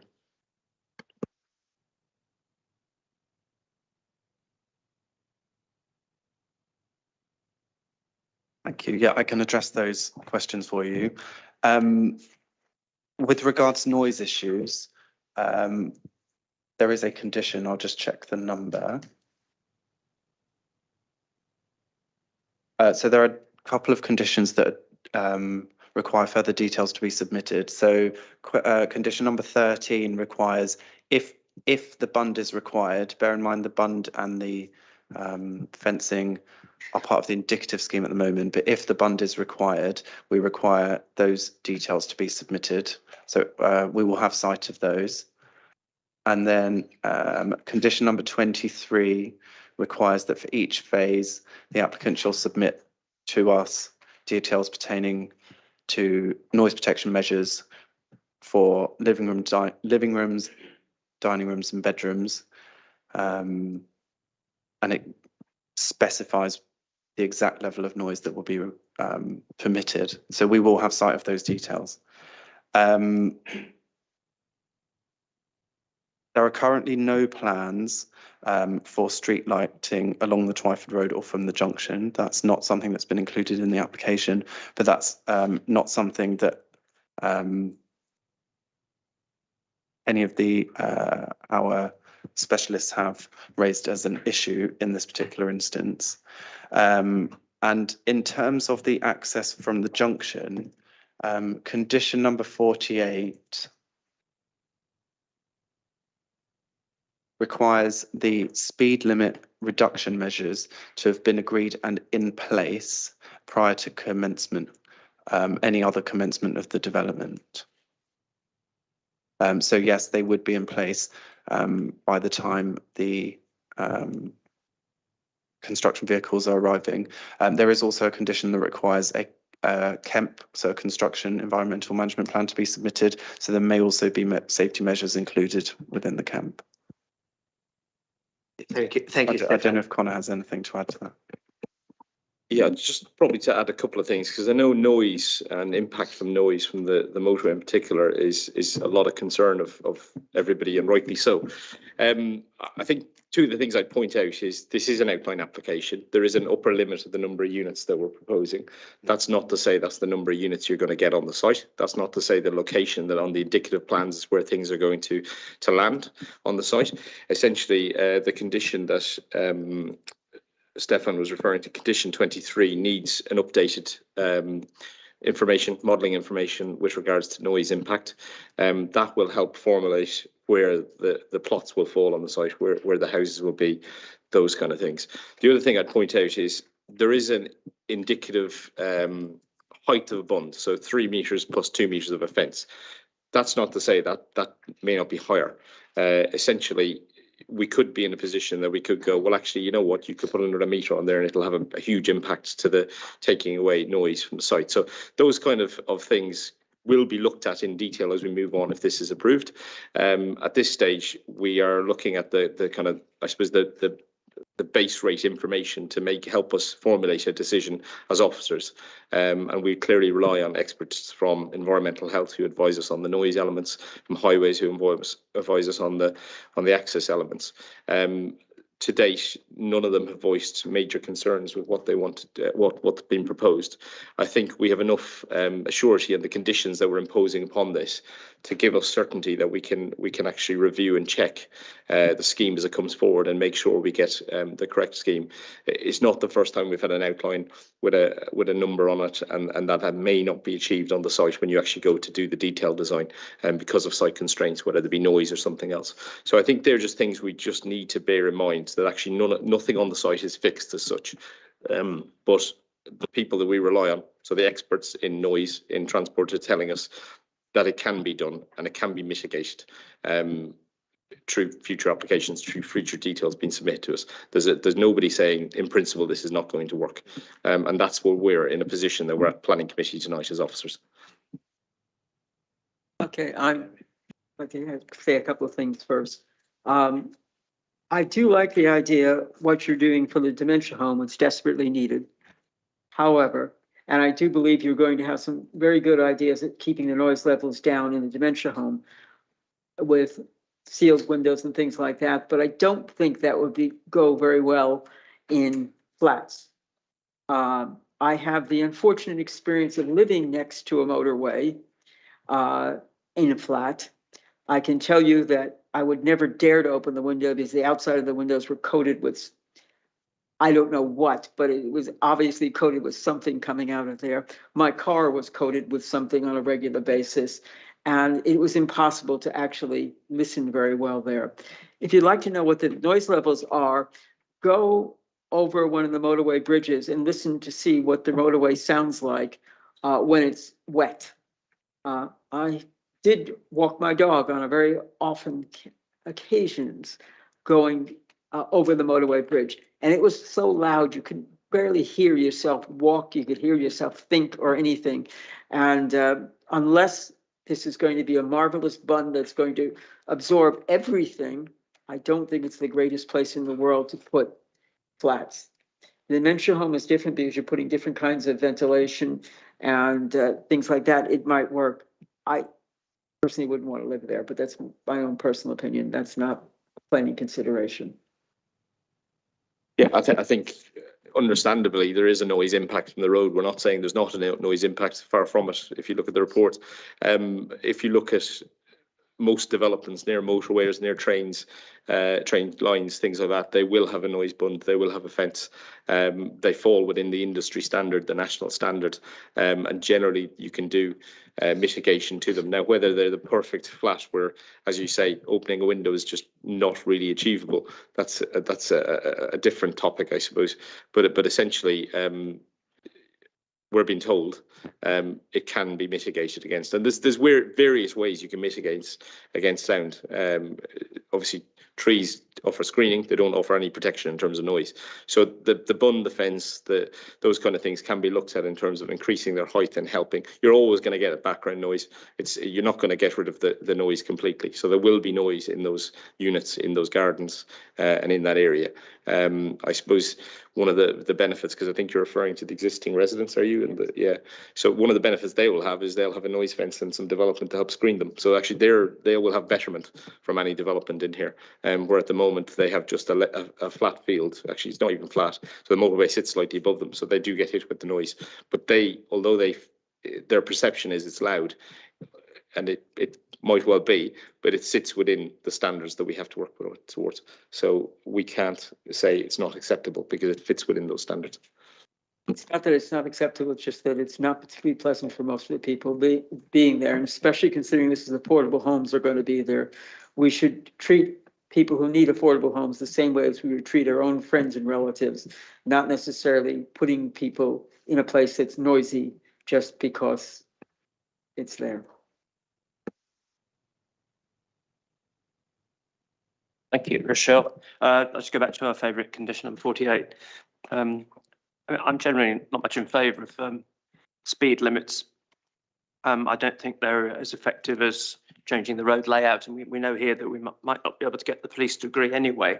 So it's these measures that we might take, narrowing the road, having a refuge, whatever, is a much better way of doing it.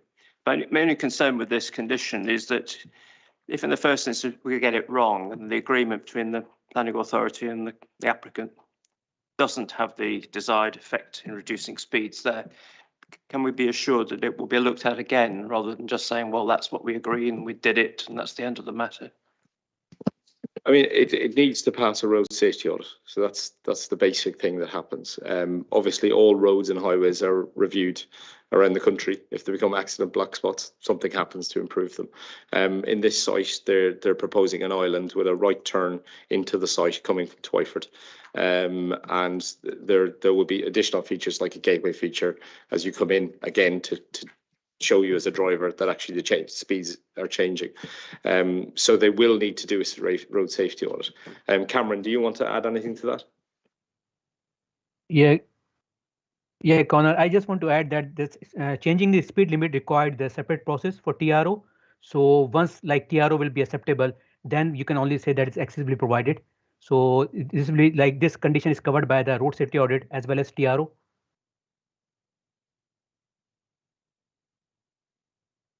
Yeah, I think as officers, we have to be, as planning officers, we have to rely on our highway colleagues to give us advice on things in terms of this. And as I say, they looked at it and they haven't objected. So they feel that you can mitigate it and you can reduce the speeds sufficiently that you're not going to cause accidents pulling in and out. I think Andrew's point earlier on about lighting, I would very much be surprised if there wasn't lighting up to the junction, because again that donates, it's a safety feature that's usually put in, but that will be looked at as part of it. And I think again it needs to be in very early on, i.e. at the start, because you don't want a construction lorry pulling out in front of cars coming from Twyford.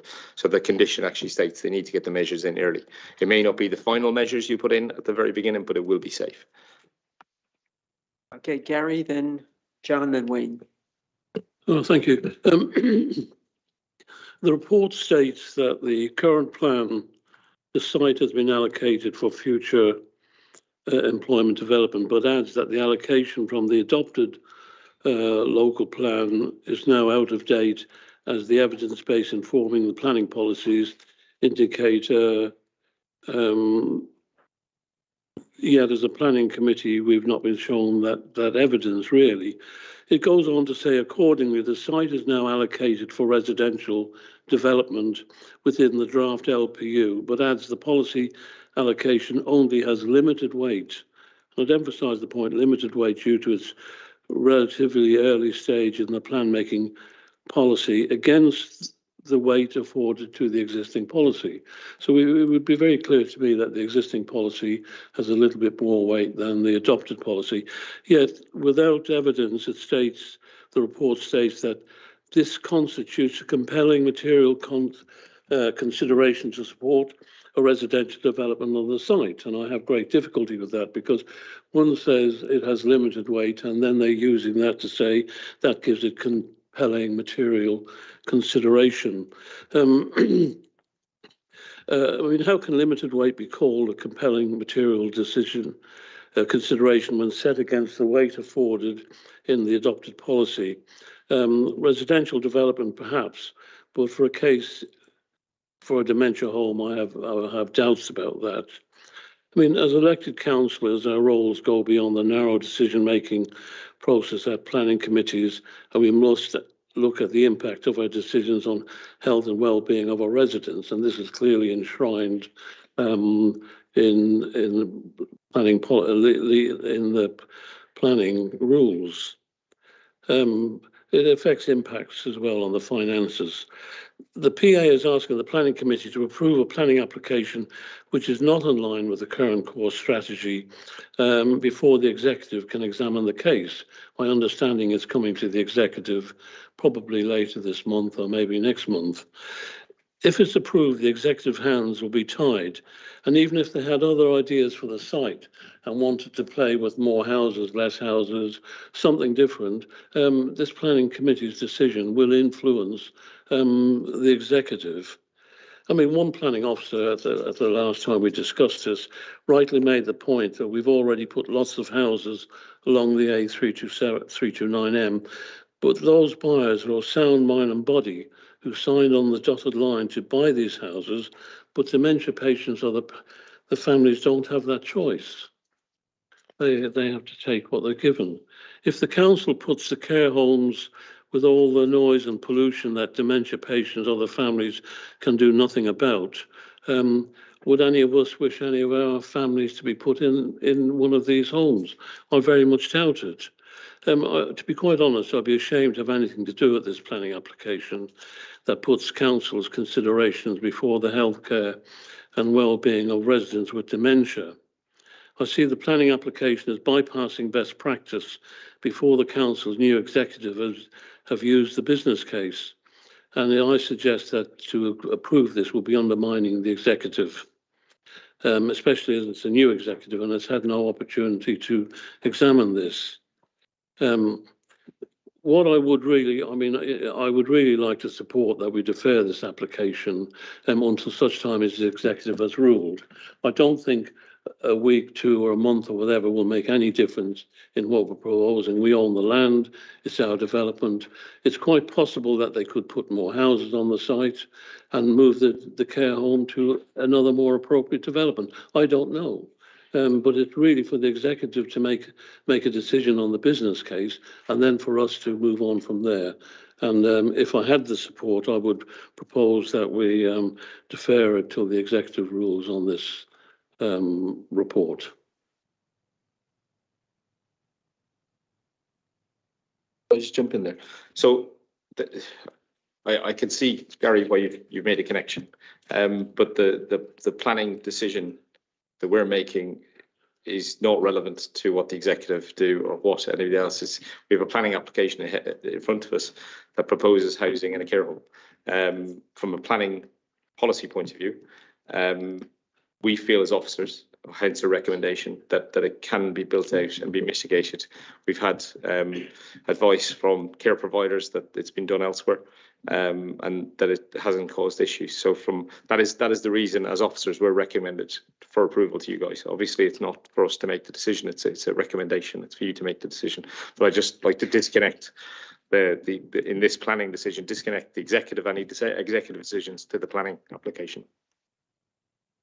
One point, information is not exempt information if it relates to proposed development for which the local planning authority may grant itself planning permission pursuant of Regulation 3 of the Town and Country Planning General Regulation 1992 M24. So the point I'm really making is that when we look at this sort of planning application, because it's the council's own land, we should be able to look at it in its entirety. And its entirety is, could it be used for other development? Could it have a wind farm there? Could it have solar panels there? Could it have anything? And this will be the decision, the business case that the executive will be making. And I believe that to approve this now, we're undermining the executive's ability to make a decision. And that's all I'm saying. It matters not a month or two till the executive rules. Once the executive rules, we're okay. And as I did say before, we built loads of houses there, but the people who live in those houses have signed for them and bought them. And I think it would do no harm to defer this till the executive has looked at it. I think we owe them that.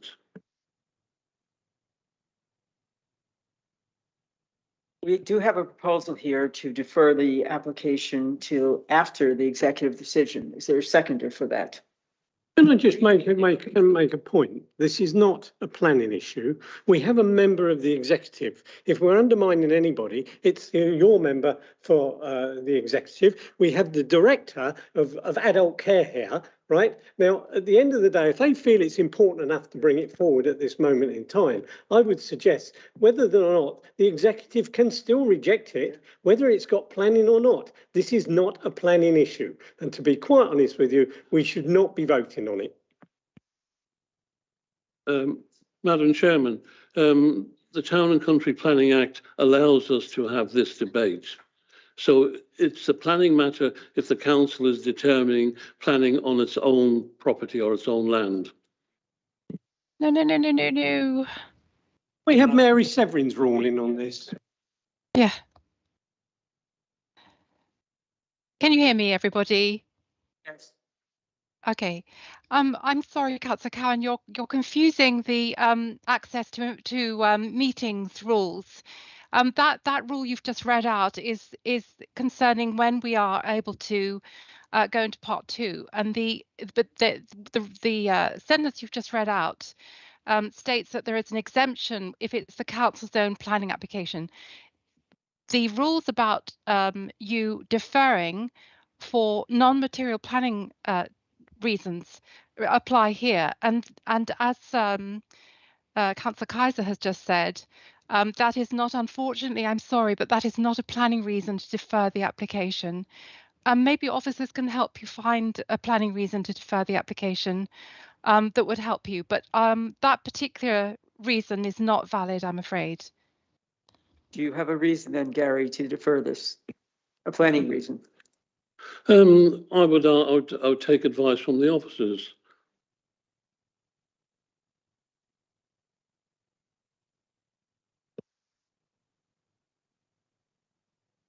I think the advice, Gary, from Mary is that, and I would agree, is that deferring an application, members in the past is generally for something like a site visit, to assess something.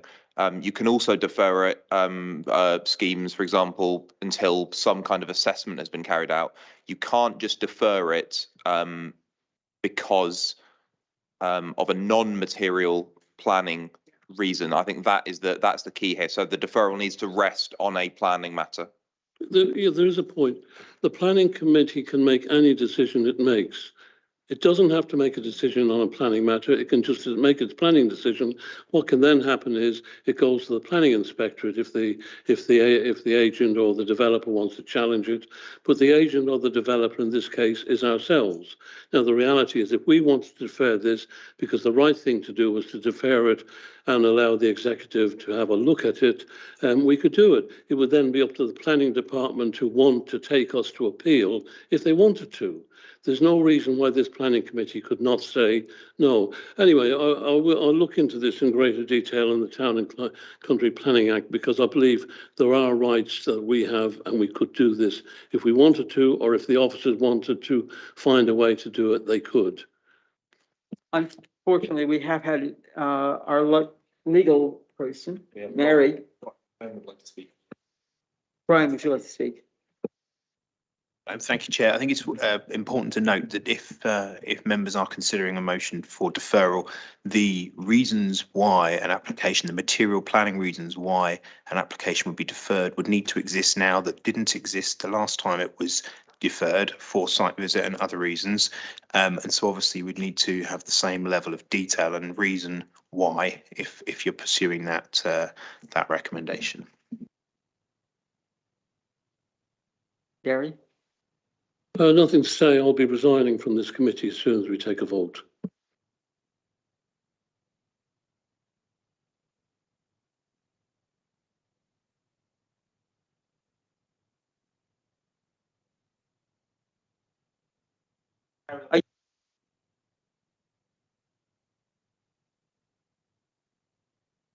John? No? No, I finished. No, I think I would just say to clear that matter up. I mean, Gary has informed enough people about this application, so the executive would have had plenty of time, and I'm sure David, if there was issues that the executive had, they would have stopped this coming tonight. They would have pulled it at the last minute. Just on that point. The other point, I do want to go back because I agree with you, Connor, but I don't agree with no bund and fence. This site, and you showed us two great examples. One is not good, one is very good. And this site, and it comes back to the point about quality of care and something that I'm sure Matt will be concerned about.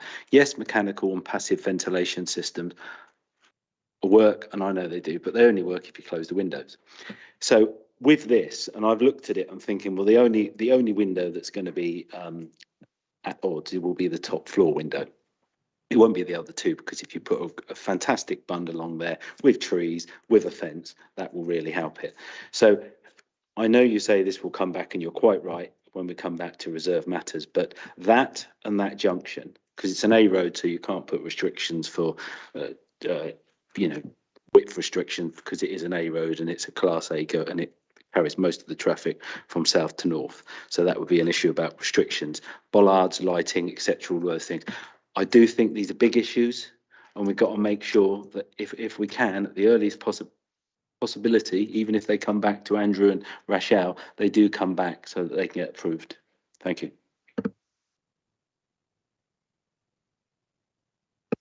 John, go ahead. Just very quickly, I mean, speed limits. I'm in just for information for the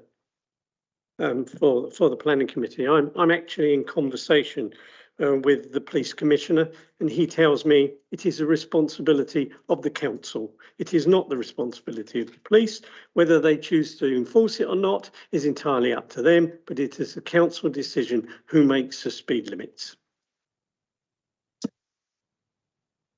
Any further questions? If not, we go to a vote on the recommendation.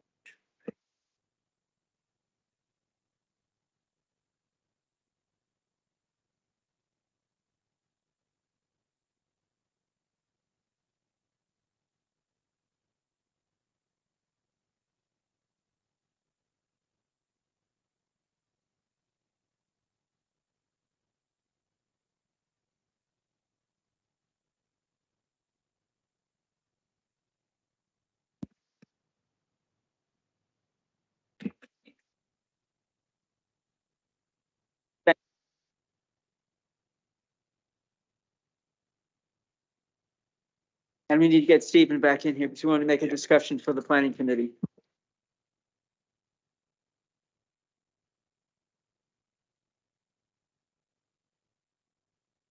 I just couldn't vote in favor. I don't feel right about it, but I'm not going to vote against it either. One of those things. Oh, Stephen.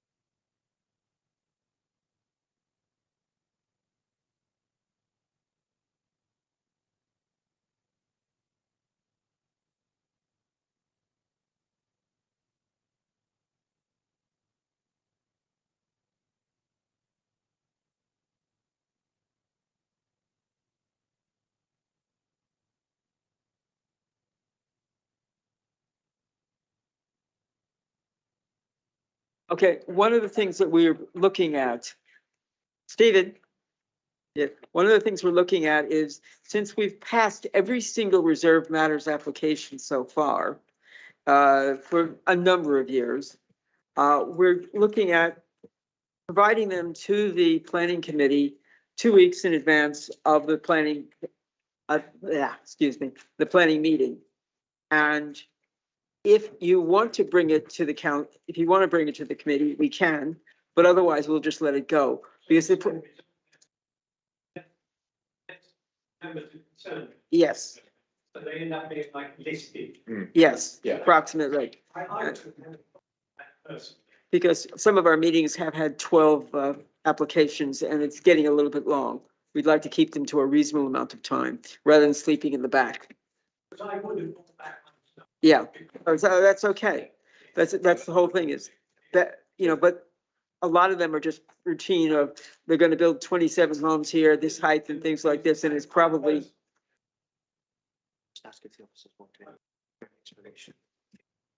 Okay, do you have any questions? Yes, Chris. When you said, unless members, just to recap, you're saying if a reserved matters application is recommended for approval, it won't normally come to the committee. But if members are concerned about it, well, did you mean the local members or do you mean members of this committee? Members of this committee can bring it forward to the planning committee. In addition to the local members through the Yes. usual process? Yes. So local members still listed. So you can still, you can still list it Yes. as an application. So what, Yes. so the idea is we send you a little briefing pack before committee and then you can call it in, essentially. Okay. It's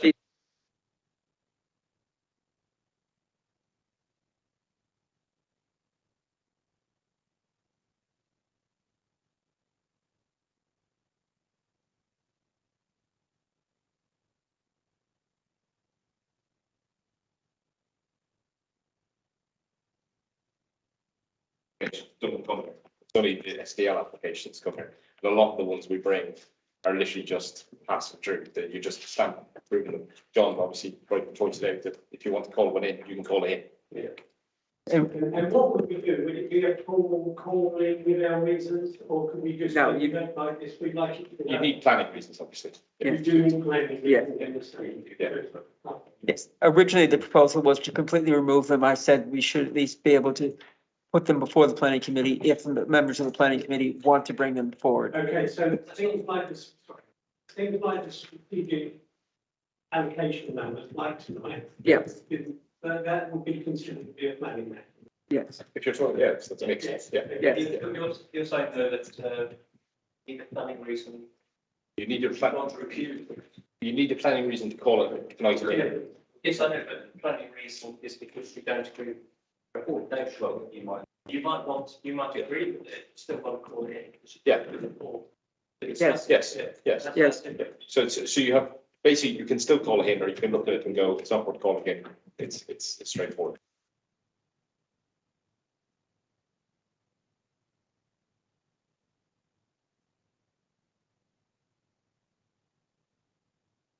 But laying out pitches.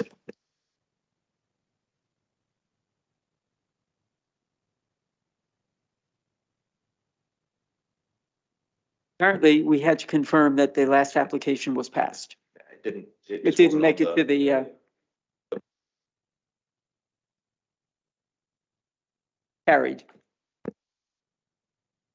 That's a great relief. I was outside trying to hear what you were saying and I could hear parts of it, but not all of it. But I'm relieved, although it sounds as though it got there via a slightly unfortunate route. Indeed. Well, I personally, now it's been passed, I can say I'm very relieved it has. The sensible suggestion you've come forward with to revert really to what we used to do is fine by me, especially as you've got the safeguard that we can bring this before the committee if required. Obviously, there are some occasions, John raised the issue today of housing mix, that a question of opinion and judgment. So it is legitimate that those could be brought before the committee. I suspect in most cases it won't be necessary, but it's good to have that safeguard. So I'm in support of the idea. This will be implemented after at the next meeting.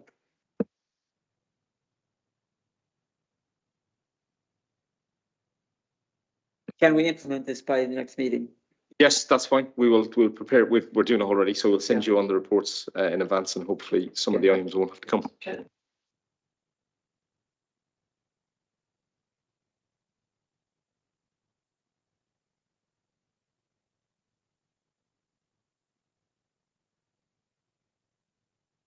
I don't think that our reasons, planning reasons, help us with some planning reasons. Absolutely. Just speak to us, please. That would be really important. Yeah. At the end of the day, if you wanted to come in and you issue the planning concerns, which you normally do, we will take it. Just give us Can I just clarify what the process would be by which a member of this committee asks for it to come forward to the committee? Because it's clearly not a listing process in the sense that the local member would engage in that. We simply email Callum. Yeah, safest bet would be to email me, Connor and Brian, and then we're all in the loop. But this, obviously the start of the process is being told in advance that this is the intention. We'll send you a process. Yeah. Yeah. Right. So. I'm surprised that I always copy in the executive member. Yes, that's fine.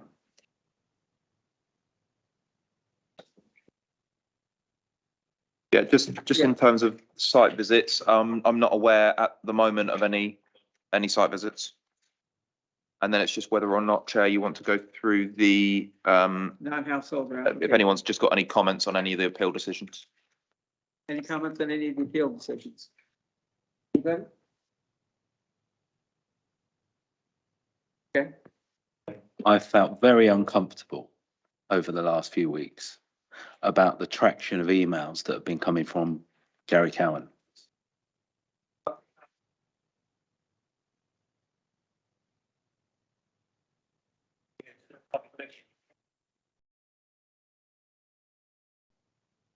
Wait 1 second. I don't want to say,